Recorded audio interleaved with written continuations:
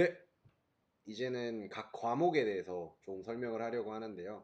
부동산학 개론의 경우에는 한 과목이 40문항이고 한 문제에 2.5점 배점으로 해서 시험을 쳐서 100점을 맞으셔야지 만점이지만 80점까지만 맞으면 충분한 시험이고요.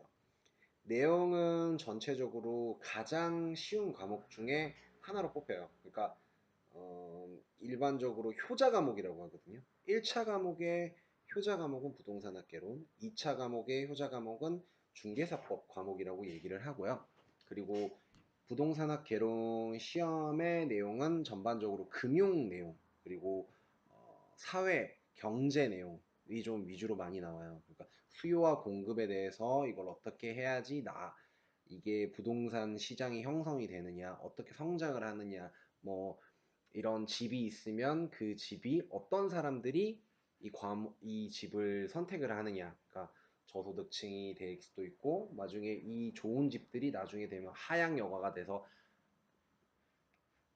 불량 주택을 택하게 된다. 뭐 이런 내용들이 다 다뤄지는데, 금융 내용이 조금 더 많이 내용들도 있고요.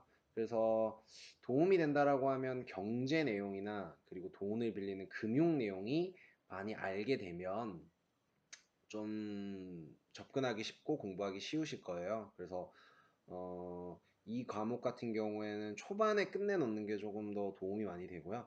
초반에 끝내놓고 그리고 나중에 되면 다시 복습을 해서 시험을 쳐주면 조금 더 점수가 그래도 좀 저 같은 경우에는 그렇게 공부를 많이 했었고 그게 많이 도움이 됐던 것 같아요. 그리고 이 과목 같은 경우에는 어, 계산 문제가 가장 많아요. 계산 문제가 많아서 시험에 많이 나올 땐 10문제까지도 나오고 평균 4문제, 최소 4문제 많으면 10문제 정도까지 나오는 걸로 알고 있어요. 그래서 어, 이 문제, 계산 문제를 사실 포기를 하면 점수에서 마이너스 되는 점들이 좀 많거든요. 그래서 계산 문제를 포기를 하면 안 되는데 계산 문제가 좀 사실 생각보다 쉽지가 않아서 쉬운 문제는 쉬운데 생각보다 쉽지 않은 파트들이 좀 있어서 공부를 좀 많이 하셔야 되고 저 같은 경우에는 계산 문제에 대한 오답 노트를 쭉 만들어서요.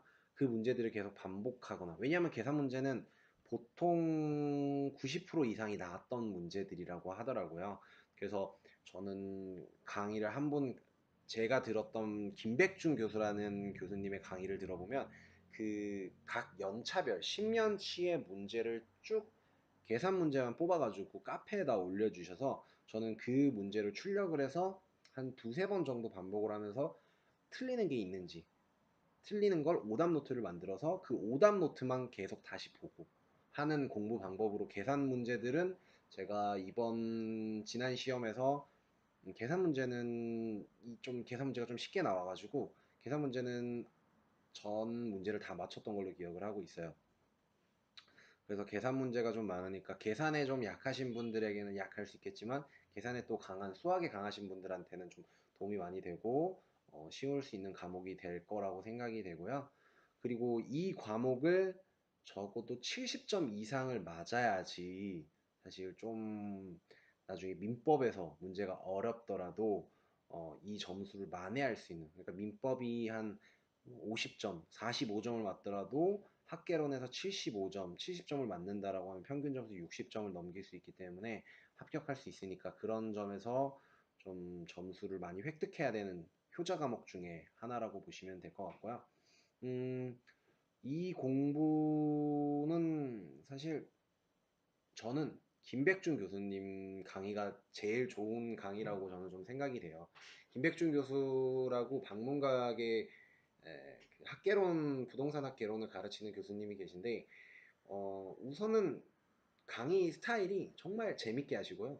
그리고 정감 가는 스타일. 그러니까 온라인으로 보는데도 정이 가고, 아, 정말 친해지는 그런 교수님이라서 실제로 특강을 들으러 한 번 더 갔어요. 그냥 이 교수님 건 한번 들어보고 싶다라고 해서 한번 갔었던 교수님 중에 한 분이고, 그래서 직접 만나 뵀는데 더 제 마음이 확고하더라고요. 그래서 그 교수님 강의를 좀 많이 추천하는 편이고요. 방문각을 듣는다라고 하면 그리고 그분의 강의를 조금만 더 얘기를 드리면 그 강의 같은 거, 왜냐면 다른 강의를 제가 들어보진 않았으니까 비교할 대상은 사실 없기는 해요. 근데 그분 강의 같은 경우에 거의 막 박물관 이 책 자체가 두껍잖아요. 기본서가. 근데 거의 기본서를 보질 않고 본인이 만든 정말 얇은 책 한 집 그거 가지고 계속 반복을 하세요.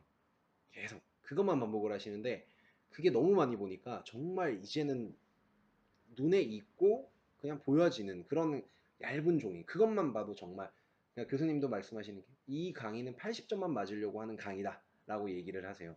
저는 그 강의가 정말 맞는 강의라고 보거든요.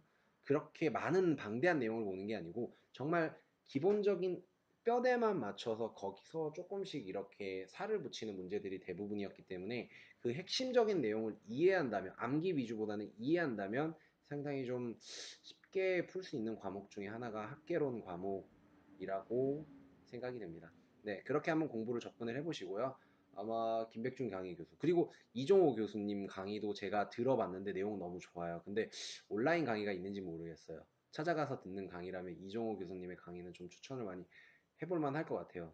온라인 유튜브에 올라 있는 동영상을 좀 많이 봤었는데 그분도 막 이런 있어요. 강의 들어보시는 분은 아실 건데 막 이런 걸로 해서 공부를 가르쳐 주시는데 좀 재밌게 제가 학개론을 처음에 개념을 잡을 때 많이 도움이 됐던 강의인데 그분 것도 좀 많이 도움이 되니까 그분 것도 좀 많이 보고 다른 교수님 것들은 제가 보질 않아서 그리고 제가 제일 조금 공부를 해보는 사람 입장으로 비추천을 하는 학개론 강의 스타일은 정말 디테일하게 가르치시는 분. 정말 무조건 봐야 된다. 다 봐야 된다. 이거 꼭 해야 된다. 이런 강의 하시는 분.